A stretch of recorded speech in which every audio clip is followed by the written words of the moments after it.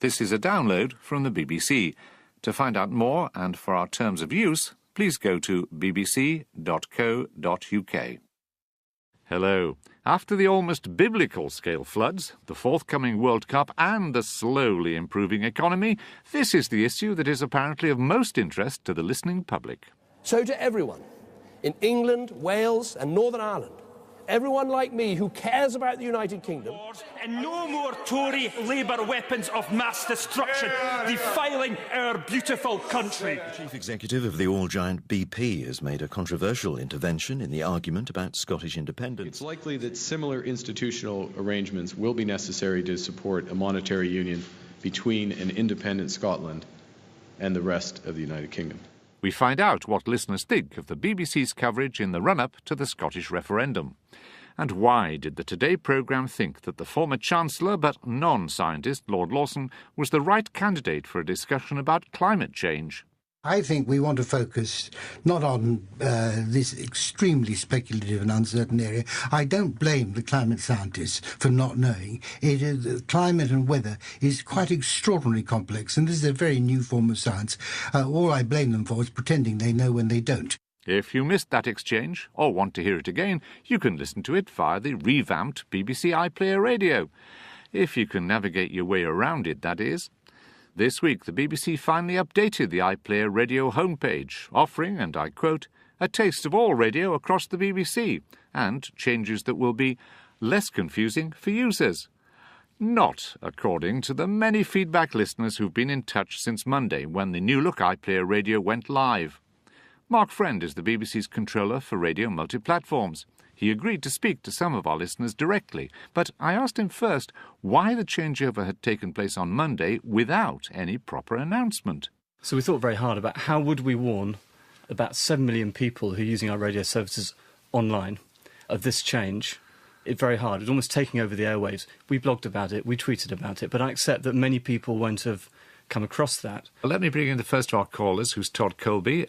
Todd, what's your question for Mark Friend? Oh, hello there. My problem is that the new version of the iPlayer Radio is more complicated than the older version to use. My question really is what was wrong with the old version that needed replacing?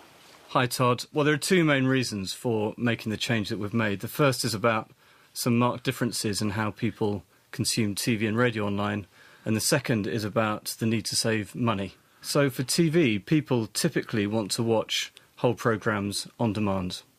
Whereas for radio, people typically want to listen live to a station that they like. The iPlayer Radio, we get about 6 million unique browsers a week.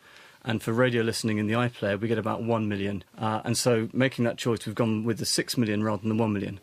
We've looked very hard at how the 1 million are using iPlayer. We know they love it, particularly for on demand. And we've made some changes into iPlayer Radio. Now, the main issues that we're seeing coming through on the feedback, one is schedule, and actually there is a single click from the page, certainly on a PC, a single click to get to the schedule, but we're getting a lot of feedback that is not as easy as we'd hoped it would be for people, and we're listening to that and we're trying to work out what the best way is to accommodate that.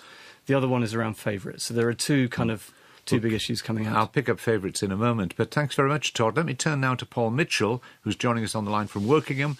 Paul, I think you wanted to make a point about mobiles and tablets, didn't you? Yes. Who is the target audience for Radio iPlayer? The format seems designed to suit mobile phones, as favoured by the young. We aim to make this accessible across a PC, tablet, mobile, across all the relevant screens. We use something called responsive design so that our sites will automatically fit to the kind of screen that you have. And it's worth saying that mobile and tablet have become increasingly important. So, for example, over the Christmas period, we had about 58% of the unique browsers coming. That's over 3 million unique browsers are coming in through mobile and tablet. But Paul, I think Paul's point is, though, that for the majority of listeners, it's a secondary issue. Is that your point, Paul? Yes, it's people who listen to the speech stations and would be doing it, I think, by a computer or tablet rather than a mobile phone. And I think, Mark, the latest radar figures seem to show that only a quarter of adults listen on a mobile. Well, we can see from our data that we have about 3 million of those are accessing via mobile and tablet. I wouldn't say there's a big distinction between music and speech there. You tend to find that tablet is slightly older use. But in general terms, we're trying to make this very usable either on a PC, a mobile or a tablet. Paul Mitchell, thanks very much. I've now been joined from the Lake District by Leslie Edkins. I hope you haven't been blown away in the bad weather, Leslie, have you? It has been a bit blowy. Right, now what's your issue about the new iPlayer? Well, my issue is I live in a rural community and we have atrociously slow broadband. Now, this isn't the BBC's problem, I accept that, but the level of pages that we've got to go to, the repeated number of clicks now to get to what we want to listen to, makes it infuriatingly slow. Mark Friend? Yeah, I hear that. Hi, Leslie. Hi. We've actively tried to reduce the number of clicks, but I can see that in some cases that's not worked. It hasn't. So for the main use cases, we're hoping that that does work. Mm-hmm. But we know that, for example, in terms of accessing the schedule, there's an extra click there. And so certainly around schedules, there will be some changes coming. Good.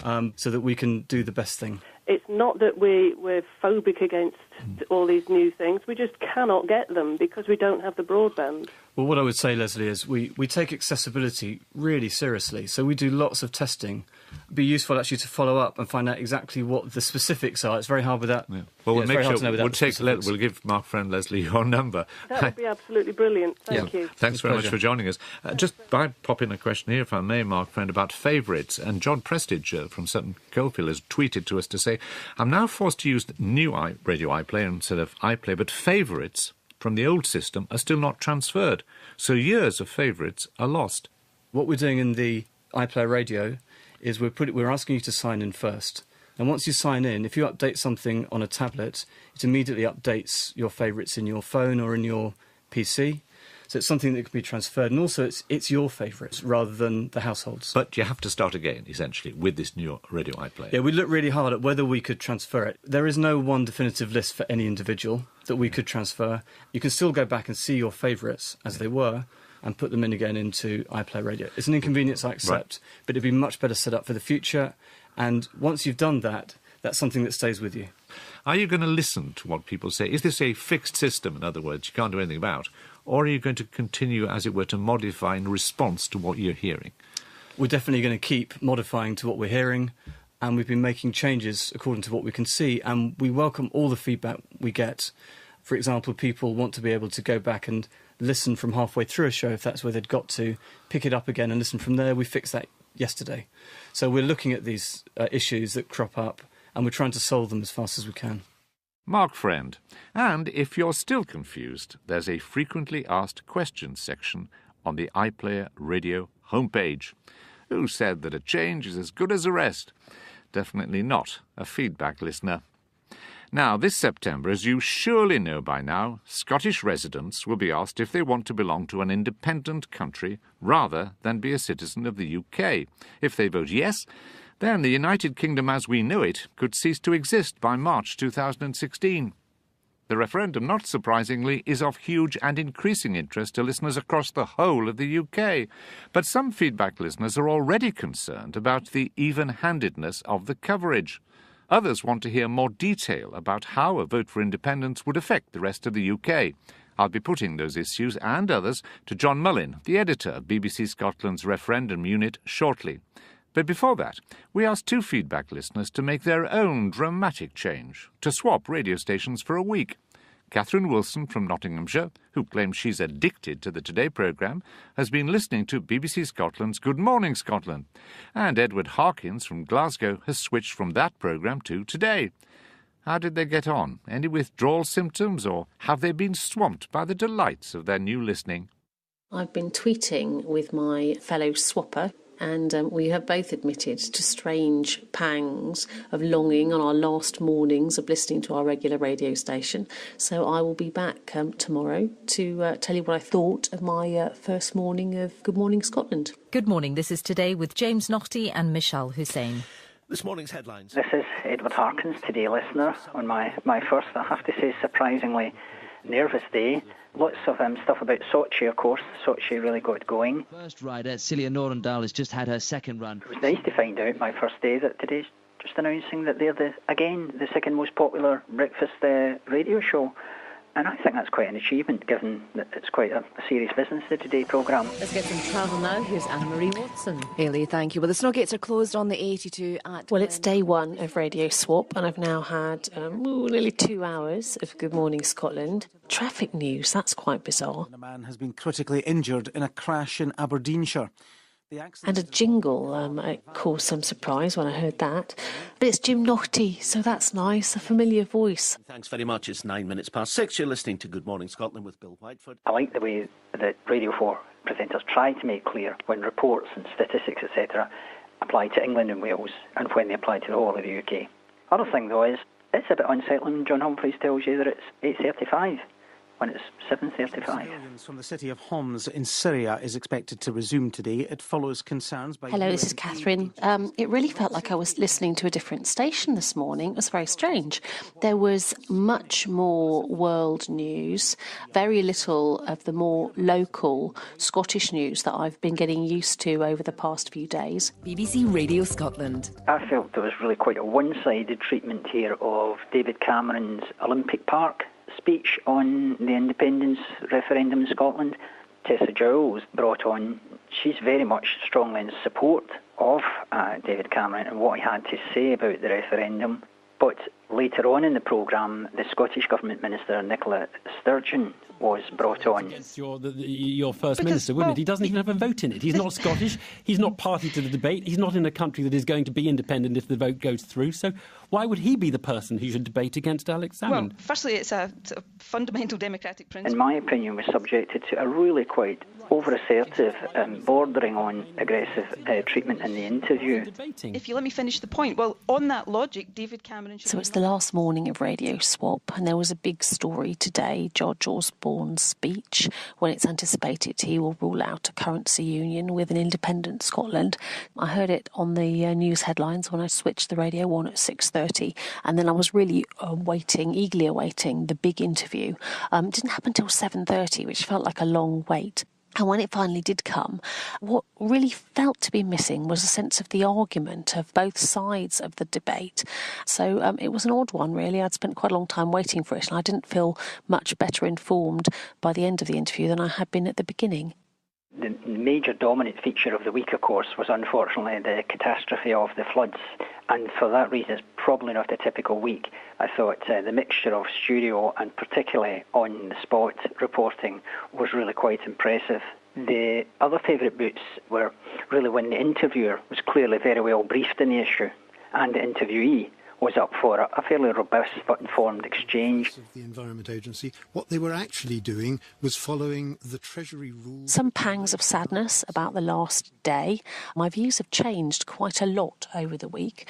I started off thinking that there was very little coverage of world news, very little coverage of wider UK news. It felt like a local Scotland service. And I think as I've heard more of the coverage, that view has broadened out. But I'll be happy to get back to today. BBC Radio Scotland. Not surprisingly, there's already sensitivity surrounding coverage of the Scottish referendum. And exposing anti-independence bias on the BBC Facebook page already has more than 1,000 likes. And Sarah Smith, who's joined James Naughty in the BBC Scotland referendum unit, said she was surprised to get so many Twitter mentions accusing her of bias within hours of her appointment being made public. It's an area where the BBC itself is at the heart of the debate upon which it is reporting. And it's the job of John Mullin, the editor of BBC Scotland's referendum unit, to keep coverage straight down the middle, if he can locate it. It's clearly a very passionate debate. It's a binary debate, so in that sense it's slightly different from a general election. A binary debate in some senses is simpler, but I suspect that you find it's a more polarised argument as time goes on, particularly during the designated period. We're going to have a designated period to your listeners. That's like the general election period. But in this case, instead of it being 4 weeks, it's going to be 16 weeks. That's going to be a bar set incredibly high for impartiality. But, you know, we mustn't be afraid of trying to make interesting programmes and trying to get people enthused. And in terms of the consequences of independence, will you be exploring those consequences for people outside of Scotland? Because quite a lot of our listeners from the rest of the UK say this is directly affecting us. But what we're not hearing about is, what a UK without Scotland will be like. Is that part of your job? It's more part of BBC Network's job. I think, to be fair, BBC Network has already begun the process of exploring these, but you'd expect them to be doing that much, much more vehemently in the months ahead. Clearly, we're in a situation where the rest of the UK is less engaged hitherto and is beginning to get much more engaged in the campaign as we go ahead. But I know, and I have been talking to colleagues in the rest of the UK about programmes that will touch on these very issues, exactly what it means for the rest of the UK if Scotland were to go independent. And beyond that, actually, I mean, we will be talking also about what it might mean for the rest of the UK if Scotland doesn't go independent, but there is greater devolution, for example, what that might mean in terms of English devolution, English regional government, etc. Now, who are you working for? Are you working for people in Scotland, that are living in Scotland, who actually have the vote? Or do you see yourself having a role for all listeners in the UK? Oh, there's a number of overlapping things, I would say. I mean, I'm working for BBC Scotland, so primarily my focus and interest is to produce material which excites, educates, brings a new dimension perhaps to the campaign, to the people of Scotland, the people who will be voting in this.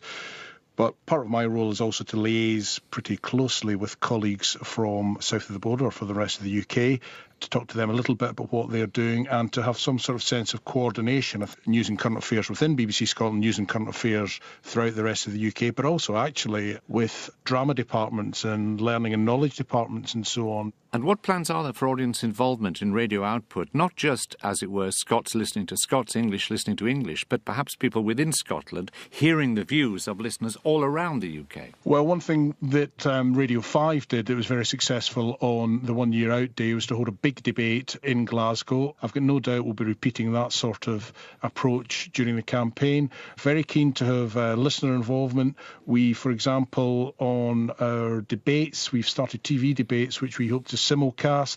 They're called the referendum debates. There are 9 of them, and there'll be one a month right up until polling day. We will be simulcasting them on Radio Scotland as well. We've had a great approach towards interactivity in that. We've had live pages running online. We've had a big push with Twitter, and in our first debate, which we had in Greenock a couple of weeks back, we were trending top of Twitter on that evening. John Mullin, and we'll resume our Caledonian coverage later in Feedback when our Radio Swap listeners join me to hear how James Naughtie is enjoying presenting both Today and Good Morning Scotland. And I'd love to hear your thoughts on how well you think the BBC, in any part of the UK, is covering referendum issues, or anything else for that matter. You can write to me at Feedback, PO Box 67234, London SE1P 4AX, or leave a phone message on 03 333 444 544. Standard landline charges apply, but it could cost more on some mobile networks. You can email feedback@bbc.co.uk or tweet us at bbcr4feedback. All those details are, of course, on our website. Now, the impact of the extreme flooding has, of course, dominated the news this week, and on Thursday it dominated our inbox after an item on the Today programme about the extent to which man-made climate change is a factor in the recent severe weather. The discussion, with Sir Brian Hoskins, a government climate change advisor from Imperial College in London, and the former Chancellor of the Exchequer, Lord Lawson, who is also the founding chairman of the Global Warming Policy Foundation, prompted a deluge of emails from Feedback listeners. Lord Lawson? I think we want to focus not on this extremely speculative and uncertain area. I don't blame the climate scientists for not knowing. Climate and weather is quite extraordinarily complex, and this is a very new form of science. All I blame them for is pretending they know when they don't. Many listeners thought the former Chancellor was a poor choice to oppose a climate change expert, and that he wasn't properly taken to task by the presenter Justin Webb. Whatever nature throws at us, whether there's a climate element or not, surely the wise water thing, storage, if there's drought, flood defences, sea defences. My name is Liz Mandeville, and I live in Lewes in Sussex. And I was seriously disturbed by the interview. It seems to me an extraordinary idea of balance that's involved here, to say that when you have a whole group of people, all experts in their field, who say one thing, balance means finding somebody with no expertise in that area to say the opposite. It's a bit as if you were to say that every time we had a talk about Darwinian evolution, we also had to have a creationist on the programme. And there's been no recorded warming over the past 15, 16, 17 years. Well, there is a lot of controversy about that, isn't it? My name is Neil Spencer. I live in Ashrainey in North Devon. I was really shocked to hear how easy it was for Nigel Alston to dominate the discussion, and then the interview sort of moved rapidly away from the scientific, serious discussion for Lord Lawson to make a series of what I felt were very unsubstantiated and unchallenged scientific assertions and generalisations. The interview made really little effort to challenge these highly politicised, unscientific views, in my view. But the Today programme stands by their choice. As part of the BBC's commitment to impartiality, a small number of global warming sceptics have been interviewed about the recent floods, alongside numerous climate scientists. In this interview, both parties' views were challenged, and we are satisfied that both this segment and our overall coverage is fair, balanced and impartial. Now back to the referendum debate. With nearly 500,000 listeners tuning in every week, Good Morning Scotland is that country's most popular radio programme, after the Radio 2 breakfast show. In the run-up to the vote, Today presenter James Naughtie is also presenting some editions of Good Morning Scotland. He has a foot and a home in both London and Edinburgh, so he is perfectly placed to share his experiences of both programmes with our two Radio Swap listeners, Catherine and Edward. Catherine, I believe you had a shock about 7:25 in the morning listening to Good Morning Scotland. There was almost domestic chaos, yes. Thought for the day, coming somewhat earlier than expected. It's usually our cue to leave the house at 10 to 8. So at 7:25, when we were still mid-toast, it caused a blur of panic. But were there things you really enjoyed listening to Good Morning Scotland? I think over the week I've enjoyed it more as familiarity has grown, as I've really started to get a better sense of Scotland and learn more about it. I certainly know which bridges cause traffic jams every morning. Now, Edward, if I can bring you in this point, what have you enjoyed about listening to the Today programme as opposed to Good Morning Scotland? This has been a bit of an abnormal week with the awful flooding catastrophes. And I have to say, I thought that the Today reporting, especially the mixture of studio, online images and on-the-spot reporting, I thought that was first class and didn't lapse into the pitfalls of mawkishness or sensationalism. I was very impressed by all of that. Well, in a moment we'll come to your reservations and those of Catherine, but Jim Naughtie, you're now doing, for at least the referendum campaign, 2 editions of Good Morning Scotland a week, as well as your Today contributions. Are you having fun? Is it fun? Oh, it's huge fun. Obviously, I know Scotland well and have followed events here for a long time, very closely, but it's quite different when you're plunged into the heart of, what is a very, very intense political campaign. And it's true that people will say, we've had enough of it, when's it going to stop? But then in the next breath, they say, but I want more information. Well, Catherine, you've enjoyed at least some of what you've listened to, but you have worries about the amount of UK-wide and international news on Good Morning Scotland. Yeah, it was certainly a difference that I noticed. I was used to having a really broad sense of what was going on in the world from listening to Today. So I noticed that, less world news coverage, but really less UK wide coverage, unless there was a particular referendum comment or issue that came up. George Osborne's speech, for example, which opened things out a little bit. Jim, do you think that's a valid criticism? I think there's something in that. The programme has a different character as compared with Today, of course, and I think it does have, by its nature, a more local focus. It is very much on the ground. That's why there's so much travel news. You see, you're getting to know the bridges, even the famous Squinty Bridge in Glasgow that keeps being mentioned. So it has got that local feel. The other thing about UK news is, of course, what you've got to remember is that, for example, if there is a health story or an education story or a transport story, that is something which is legislated for, financed and administered in Edinburgh. So it's inevitable that on a whole swathe of issues, what's happening in Edinburgh with the Scottish ministers is actually more relevant than what the UK government is saying. Catherine, have you got a different view of Scotland from listening? I think I've certainly got a much fuller view. And does that make you think that today's coverage of Scotland is a bit too narrow? I don't think there is much coverage of Scotland on the Today programme. But then I think that's a fair criticism. Possibly not much coverage of the East Midlands either. If I bring in Edward, sorry, can I bring in Edward at this point? Because there is you, I think, have some reservations about what might be called the London centricity of the Today programme. I got that distinct impression, I have to say, but it spread along a number of areas for me. One was the review of the papers, and they're called the papers. But in fact, it's really a run-through of the headline items from all of the main London-based newspapers, so far as I can see. Jim, you do the papers. Can't you smuggle in a copy of The Scotsman or something?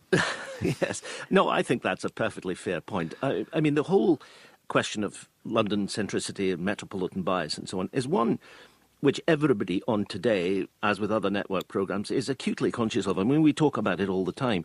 There is a real problem if you're in the middle of a teeming political, financial capital like London. Inevitably, it does dominate things. But I think we are all conscious that we've got to be seen to be reflecting the country, the UK, as a whole. But Edward, when they're trying to deal with those stories, I think you feel sometimes that the way in which they approach some international coverage is different in Scotland. You know, for example, when you're talking about independence of those issues, on GMS you might get a Scandinavian or Basque perspective, which you wouldn't get from the Today programme. Yes, I was anticipating that if it came to referendum matters, for example, that Today would bring in a more international context to that. I think you'll find, Edward, during the year that that's going to happen. One of the things that I'm going to be doing, for example, is doing reports for GMS and Today at the same time, and a lot of that will reflect exactly the dimension you mentioned, and there's been a great deal of thinking in the BBC about this. Well, Jim Notty, thanks very much, and Catherine Edward, finally, thank you to you for participating, but can I ask you are, of course, able to continue to listen to these other programmes via the internet. You, Catherine, could turn down Today and go onto the internet and listen to Good Morning Scotland in the future. Is there any chance you'll do that?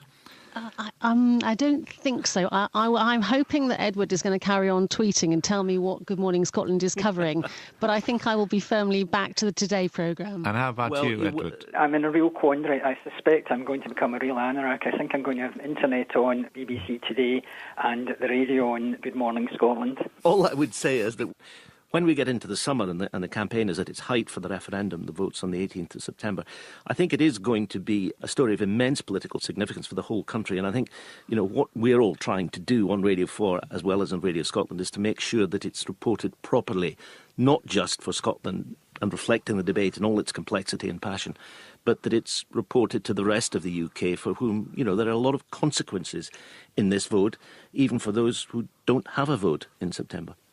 Jim Notty, Edward Harkins, Catherine Wilson, thanks very much. Well, that's all for this week. Next week I'll be rubbing shoulders with Clanard, Bellowhead and Eliza and Martin Carthy when we go behind the scenes of the 15th BBC Radio Folk Awards at the Royal Albert Hall. Oh, this is such a tough job. From feedback for this week, goodbye. This is a download from the BBC. To find out more and for our terms of use, please go to bbc.co.uk. Hello. After the almost biblical scale floods, the forthcoming World Cup and the slowly improving economy, this is the issue that is apparently of most interest to the listening public. So to everyone in England, Wales and Northern Ireland, everyone like me who cares about the United Kingdom. And no more Tory Labour weapons of mass destruction defiling our beautiful country. The chief executive of the all-giant BP has made a controversial intervention in the argument about Scottish independence. It's likely that similar institutional arrangements will be necessary to support a monetary union between an independent Scotland and the rest of the United Kingdom. We find out what listeners think of the BBC's coverage in the run-up to the Scottish referendum. And why did the Today programme think that the former Chancellor but non-scientist Lord Lawson was the right candidate for a discussion about climate change?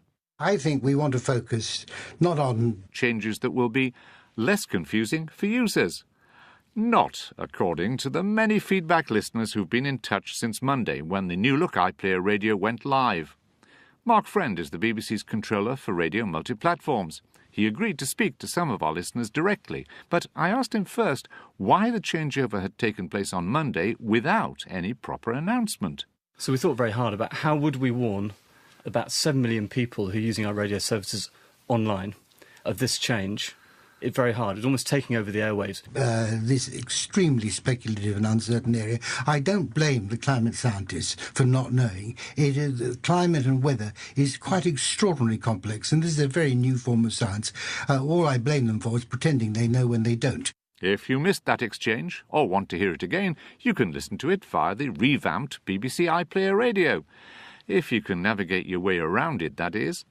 This week, the BBC finally updated the iPlayer Radio homepage, offering, and I quote, a taste of all radio across the BBC. And we blogged about it, we tweeted about it, but I accept that many people won't have come across that. Let me bring in the first of our callers, who's Todd Colby. Todd, what's your question for Mark Friend? Oh, hello there. My problem is that the new version of the iPlayer Radio is more complicated than the older version to use. My question really is what was wrong with the old version that needed replacing? Hi, Todd. Well, there are two main reasons for making the change that we've made. The first is about some marked differences in how people consume TV and radio online, and the second is about the need to save money. So for TV,